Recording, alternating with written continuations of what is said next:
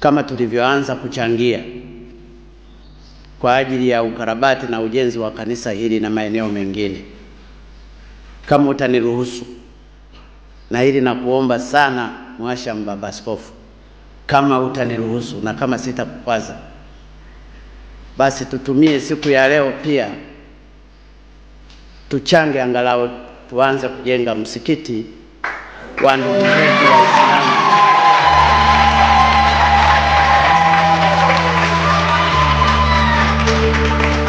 ambao msikiti wao ni mdogo, nao wapo pale kwa ajili ya kumtukuza Mungu.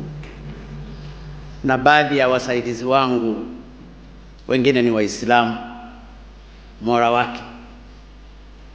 Nimeambiwa kuwa ule msikiti bado haujawa mkubwa mzuri na kadhalika. Katika upendo huo wa Kristo,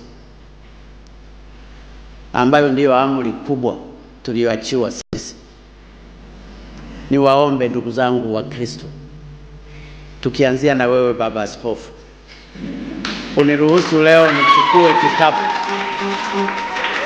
ili kama sitachukua muda wako mwingi, niwaombe ndugu zangu wa Kristo wenzangu tuanze kuchangia, ili hizi fedha tutamuomba baba paroko angalau akasiwasilishe kwa shehe kwenye msikiti wetu, na tutajipanga taratibu namna tutakavyoweza kukarabati. Tukimaliza hivyo, tutaendelea tena kwenye kanisa lingine, kama ni la Anglikana, kama ni la KKT, kama ni la Wasabato, ili utukufu wa Chamwino katika kumtukuza Mungu ukasimame katika maisha yote. Sasa Baba Askofu, kama unaniruhusu hivyo, naangalia kikapu hapo. Umeniruhusu Baba Askofu? Aha.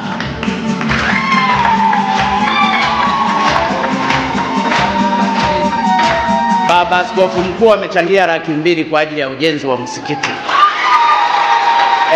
Mwanze kumiminika kuja hapa, mimi nachangisha tu ndugu zangu. Alhaji, njoo hapa uchangie. Kama sipo nyumbani wewe sema tu utaleta kiasi gani. Alhaji ataleta Laki3.